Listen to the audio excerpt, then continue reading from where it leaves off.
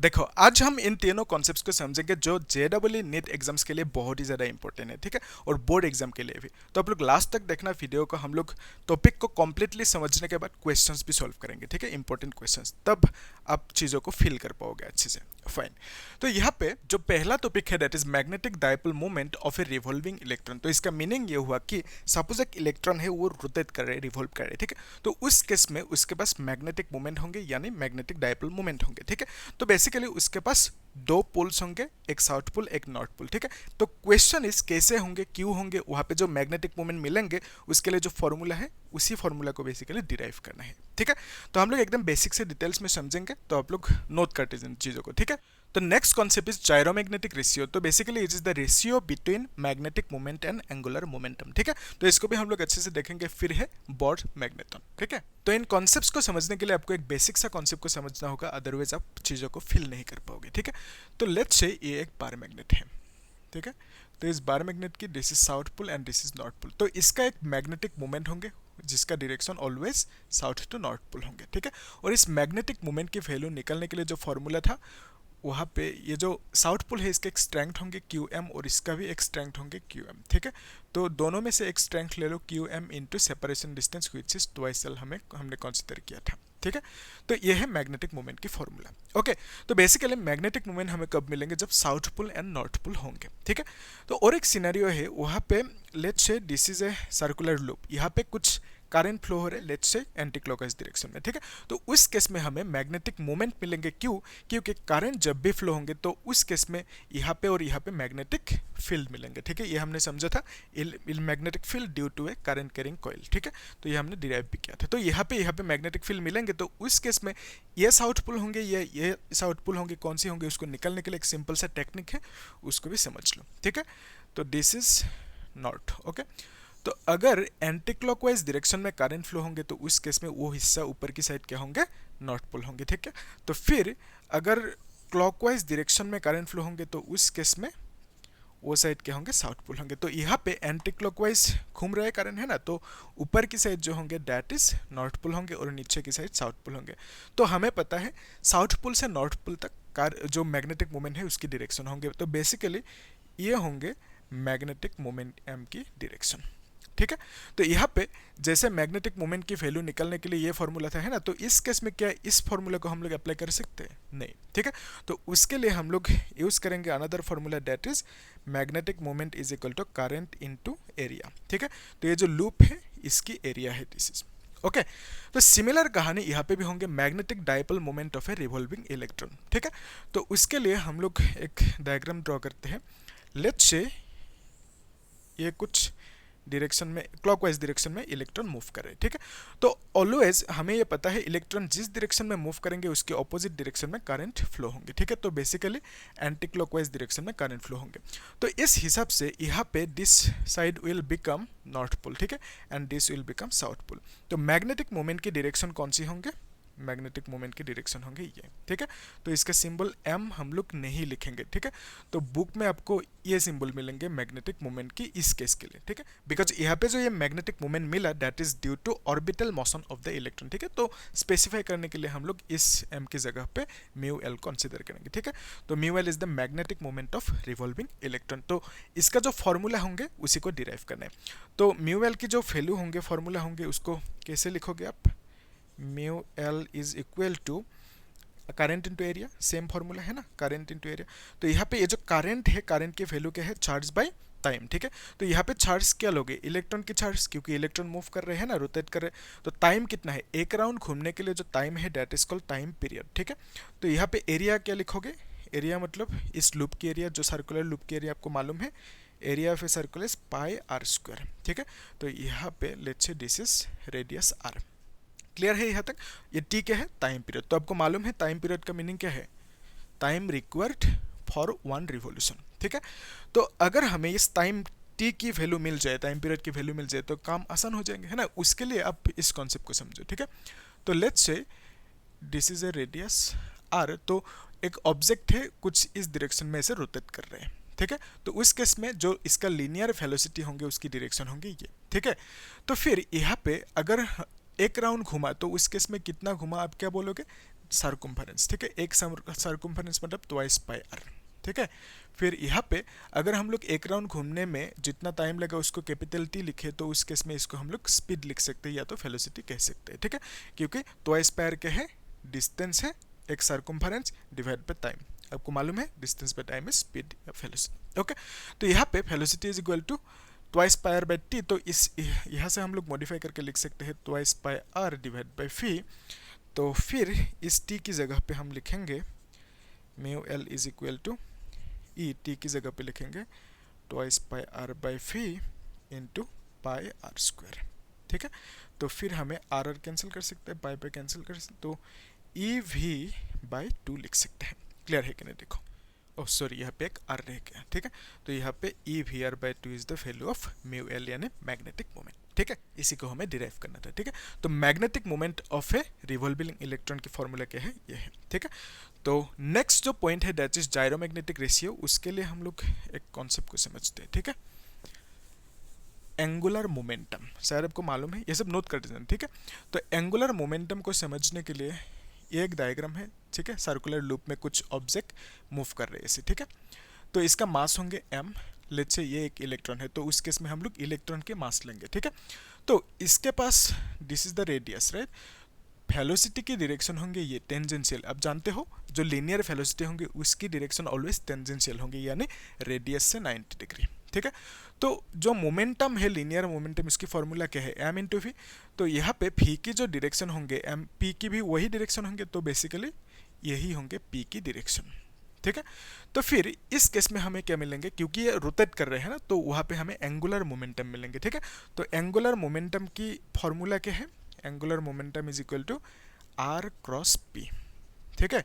तो यहाँ पे इसको हम लोग आर पी साइन थीटा लिख सकते हैं, तो theta is the angle between r and p which is 90 degree, okay. तो यहाँ पे हम लोग इसको आर पी या तो पी आर लिख सकते हैं, ठीक है। इसको मॉडिफाई करके ये जो P है उसका मीनिंग क्या है, मास इनटू वेलोसिटी, है ना, फिर यहाँ पे एम वी आर लिख दिया, ओके। तो L is the angular velocity, okay, of this electron. तो अगर इलेक्ट्रॉन के मास m ही है तो यहाँ पे m ही लिखेंगे, m की जगह पे मास ऑफ इलेक्ट्रॉन, है ना। तो जायरोमैग्नेटिक रेशियो का मीनिंग क्या है, it is the ratio of magnetic moment, okay. तो मैग्नेटिक मोमेंट को डिवाइड करना है किससे, एंगुलर मोमेंटम से, एंगुलर मोमेंटम, ओके। तो मैग्नेटिक मोमेंट की जो फॉर्मूला है that is this one, mu L divided by फिर एल लिखेंगे, ठीक है। तो यहाँ पे हम लोग इसको लिख सकते हैं e v r by 2 divided by m e v r. तो एम ई क्या है, मास ऑफ इलेक्ट्रॉन, ओके। तो r and v will get cancel, तो हमें मिलेंगे e by mass of electron into 2, ठीक है। तो इतना सा है। तो ये जो रेशियो है mu L by L, magnetic moment और एंगुलर मोमेंटम की रेशियो, इसी को हम कहते हैं जायरोमैग्नेटिक रेशियो। इसका एक फिक्स वैल्यू होंगे, क्यों, क्योंकि ये जो ई है, ई का मीनिंग क्या है, charge of electron which is 1.6 into 10 to the power minus 19 coulomb, ठीक है। फिर 2 इंटू मास ऑफ इलेक्ट्रॉन कितना है, 9.1 into 10 to the power minus 31, okay, kg. तो इसको कैलकुलेट करने के बाद कुछ आंसर आएंगे, आप लोग कैलकुलेट कर लेना, मैं यहाँ पे लिख देता हूँ 8.8 into 10 to the power 10 coulomb K G inverse, ठीक है। तो इतना सा है कहानी। तो gyromagnetic ratio is a fix quantity which is a constant, okay. तो यहाँ से हम लोग थोड़ा सा और मॉडिफाई कर सकते हैं, इसको ध्यान से समझना, ठीक है। ये जो म्यू एल है इसको हम लोग ऐसे लिख सकते हैं, mu L is equal to twice, sorry ये ई है, right, charge of electron divide by twice m e into L लिख सकते हैं, ठीक है। तो इसको हमने इस तरह से लिख लिया। तो फिर इसको भी मिटा देते हैं ना, तो आप लोग नोट करते जान, ठीक है, अभी करो, वीडियो को पॉज करो फिर नोट करो, ओके। तो अगर हम यहाँ पे फैक्टर लगे तो यहाँ पे भी लगाना होगा। तो बेसिकली मैं कह रहा हूँ ये जो म्यू एल है it is a factor quantity, magnetic dipole moment is a factor quantity, उसकी डायरेक्शन कौन सी है, साउथ टू नॉर्थ, ओके। तो यहाँ पे ये डायग्राम था, है ना।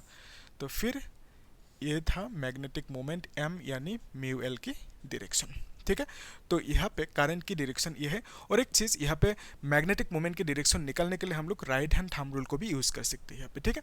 तो इस डायरेक्शन में हमने कर्ल किया तो करंट की डायरेक्शन ये है, ओके इलेक्ट्रॉन कुछ इस डायरेक्शन में मूव कर रहा था, तो उस केस में मैग्नेटिक मोमेंट की डायरेक्शन ये है जो थंब दिखाएगा। ओके तो म्यू एल की ऊपर अगर हमने फैक्टर लगाया तो यहाँ पे एम ई एल के ऊपर भी फैक्टर लगाना होगा, ठीक है, लेकिन ये करेक्ट नहीं है। क्यों? क्योंकि यहाँ पे एक माइनस लगाना होगा। ऐसा क्यों? क्योंकि ये जो म्यू एल है मैग्नेटिक मोमेंट की डायरेक्शन और जो ये एल है दोनों की डायरेक्शन एक दूसरे से ऑपोजिट है। तो मैं कह रहा हूँ ये कि ये जो एल है एल की direction is opposite to that of magnetic moment. क्लियर है कि नहीं? देखो ओके तो ऐसा क्यों, उसको समझने के लिए आप लोग यहाँ पे और एक कॉन्सेप्ट को देखो। ये जो P है P की डायरेक्शन ये है, और एक चीज़ हमें मालूम है, सपोज यहाँ पे this is A vector right, तो फिर यहाँ पे बी वेक्टर। तो अगर हम ए क्रॉस बी करें, ओके ये बेसिक सा कॉन्सेप्ट है, आप समझ लो। सी मिला सपोज, तो सी की डायरेक्शन कौन सी होंगे उसको निकालने के लिए हम लोग ए से बी तक ऐसे कर्ल करेंगे, ठीक है। तो थंब किधर आ रहे, ऐसे आ रहे, ठीक है। तो उस केस में डॉट लिखेंगे सी की डायरेक्शन। अगर हम यहाँ पे बी क्रॉस ए करें, ओके बी क्रॉस ए करें, तो उस केस में हम बी टू ए मूव करेंगे, कर्ल करेंगे, ठीक है। तो सी की डायरेक्शन होंगे इनटू द बोर्ड, ठीक है, यानी क्रॉस होंगे। डॉट मतलब ऐसे आ रहे हैं, ओके डॉट मतलब है out, coming out of board, into मतलब क्रॉस मतलब क्या है, into the board, moving into the board. Okay तो यहाँ पे जो P है इस P की डायरेक्शन ये है, इस P को हम लोग उठा के यहाँ पे लेके आते हैं, ठीक है, क्योंकि आप ये कर सकते हो factor can be moved from one place to another place but without changing the direction, ठीक है। तो ये P की डायरेक्शन है, और यहाँ पे ये ध्यान में रखना कि ये जो टेल है R और P की दोनों सेम जगह पे होंगे। यहाँ पे A की टेल और B की टेल सेम है ना। तो यहाँ से उठा के क्यों लाया, क्योंकि R की डायरेक्शन है ये, है ना, तो आर की हेड पे ये इसका टेल है, तो ऐसा नहीं होना चाहिए, ठीक है, दोनों के टेल एक साथ होना चाहिए, ये ध्यान में रखना। फिर यहाँ पे जो क्रॉस प्रोडक्ट है एल की डायरेक्शन निकलने के लिए हम लोग देखेंगे आर क्रॉस पी को, ठीक है। तो आर ये है ना, तो आर से हम लोग कर्ल करेंगे पी तक, ओके इस तरह से। तो एल की डायरेक्शन होंगे ये, ठीक है, इससे हमने ऐसा किया। तो एल की डायरेक्शन होंगे डॉट, यानी बाहर आ रहे हैं, ठीक है। तो यहाँ पे देखो जो ये ऑब्जेक्ट पार्टिकल मूव कर रहा था ऐसे मूव कर रहा है, यानी एंटी क्लॉकवाइज। तो एंटी क्लॉकवाइज मूव करेंगे तो ये एल की डायरेक्शन आउटवर्ड होंगे, ठीक है। तो यहाँ पे इलेक्ट्रॉन की डायरेक्शन क्या है, क्लॉकवाइज है, तो उस केस में एल की डायरेक्शन होंगे इनटू, ठीक है। तो अगर इसको भी नोट करके रखो, ठीक है, अगर इलेक्ट्रॉन की डायरेक्शन ये होता तो इस केस में जो एल की डायरेक्शन होंगे वो इनटू द बोर्ड होंगे, ठीक है। तो इलेक्ट्रॉन की डायरेक्शन एंटी क्लॉकवाइज है, तो यहाँ पे एल की डायरेक्शन क्या होंगे, इनटू द बोर्ड, यानी नीचे की तरफ होंगे, ठीक है। तो अब इसे इसको फिल कर लो, ठीक है। तो बिकॉज ऑफ दैट यहाँ पे देखो एल और म्यू एल मैग्नेटिक मोमेंट के बीच में जो यहाँ पे माइनस आएंगे, ये माइनस क्यों आया, बिकॉज दोनों की डायरेक्शन एक दूसरे से ऑपोजिट है, ठीक है। इतना सा है कहानी। तो अभी हम लोग नेक्स्ट कॉन्सेप्ट को समझ लेते हैं, दैट इज बोर्स मैग्नेटन, ठीक है। तो ये बोर मैग्नेटन क्या है उसके लिए यहाँ पे आप ध्यान से देखना, ठीक है। तो ये जो L है, बोर ने कहा था ये जो एंगुलर मोमेंटम है that is equal to n h cut, ठीक है। तो ये जो एच कट है इसका मीनिंग क्या है, h बाई 2 पाई है, ठीक है। h इज प्लैंक्स कांस्टेंट, ये क्या है, प्लैंक्स कांस्टेंट, ओके। फिर n क्या है, n is the number of orbit, ठीक है। तो बेसिकली आप जानते हो दिस इज ए न्यूक्लियस, यहाँ पे फर्स्ट ऑर्बिट, सेकेंड ऑर्बिट, ठीक है, थर्ड ऑर्बिट। तो इसको हम कहेंगे n is equal to 1, n is equal to 2, तो जो ऑर्बिटल नंबर है, ठीक है, that is n is equal to 3, यहाँ पे और एक ऑर्बिट हुआ तो n is equal to 4, okay. तो यहाँ पे आप ध्यान से देखो ये जो फॉर्मूला है ये म्यू एल क्या है, मैग्नेटिक मोमेंट। तो mu L is equal to charge of electron twice m e क्या है, मास ऑफ इलेक्ट्रॉन। तो एल क्या है, एंगुलर मोमेंटम। इसको हम लोग बोर की जो एंगुलर मोमेंटम कॉन्सेप्ट है उससे उस फॉर्मूला से हम लोग रिप्लेस कर सकते हैं, एन एच बाई 2 पाई लिख सकते हैं, ठीक है। तो यहाँ से कुछ इधर उधर करके हम लोग n a h divided by 4 pi m a लिख सकते हैं, ठीक है। तो इसको आप लोग एक बार चेक कर लो, ओके। तो अभी लास्ट पॉइंट को ध्यान से देखो, ये जो म्यू एल है दिस इज मैग्नेटिक मोमेंट, ठीक है। तो ये मैग्नेटिक मोमेंट किसका है, इलेक्ट्रॉन का, ओके इलेक्ट्रॉन का मैग्नेटिक मोमेंट कब, जब इलेक्ट्रॉन रोटेट करेंगे, रिवॉल्व करेंगे, तब हमें क्या मिलेंगे, मैग्नेटिक मोमेंट मिलेंगे इलेक्ट्रॉन की। तो पहला ऑर्बिट में इलेक्ट्रॉन होंगे, यस, तो वो इलेक्ट्रॉन ऐसे जब रोटेट करेंगे, रिवॉल्व करेंगे, तो इसके पास क्या होंगे, मैग्नेटिक मोमेंट होंगे, ठीक है। तो पहला ऑर्बिट में जो इलेक्ट्रॉन होंगे n is equal to 1 shell में, तो वहाँ पे उस इलेक्ट्रॉन के जो मैग्नेटिक मोमेंट होंगे उसी को हम कहेंगे बोर मैग्नेटम, ठीक है। तो डेफिनेशन पूछे तो आप इस डेफिनेशन को लिख देना, ठीक है। तो हम लिख सकते हैं बोर मैग्नेटन कब होंगे, जब n की वैल्यू 1 होंगे, ठीक है। तो पहला ऑर्बिट की जो इलेक्ट्रॉन होंगे उसका magnetic moment is the Bohr magneton, ठीक है। तो हम लिख सकते हैं Bohr magneton is equal to n की जगह पे 1 लिख देंगे, ठीक है। तो इसको हम लोग सिंपली EH/4πme लिख सकते हैं, ठीक है। So this is bore magneton. तो अभी लास्ट पॉइंट को ध्यान से देखो, ये जो म्यू एल है it is a fix quantity इस केस में, ठीक है। तो पहला ऑर्बिट के लिए जब हमने n is equal to 1 put किया, तो उस केस में ये जो मैग्नेटिक मोमेंट है उसकी वैल्यू कांस्टेंट होंगे, क्यों, क्योंकि ये जो E है this is the charge of electron H is Planck's constant which is 6.63 × 10⁻34 joule second divide by 4 pi and m क्या है, मास ऑफ इलेक्ट्रॉन जो आप जानते हो 9.1 × 10⁻31 kg, ठीक है। इन वैल्यूज को, ये होमवर्क है आपके लिए, इन वैल्यूज को पुट करना, ठीक है। कुछ आंसर आएंगे, मल्टीप्लाई डिवाइड करना, तो उस आंसर को बोलना मुझे कमेंट सेक्शन में, ठीक है। क्लियर है, यस, इजी है। तो एक काम करेंगे हम लोग इस टॉपिक के ऊपर, यहाँ पे जो फॉर्मूला मिला इन फॉर्मूलाज के ऊपर हम लोग नेक्स्ट क्लास में इंपॉर्टेंट क्वेश्चन सॉल्व करेंगे, ठीक है। तो आप लोग तब तक चैनल को सब्सक्राइब करना, लाइक करना और शेयर करना, ठीक है। Thank you.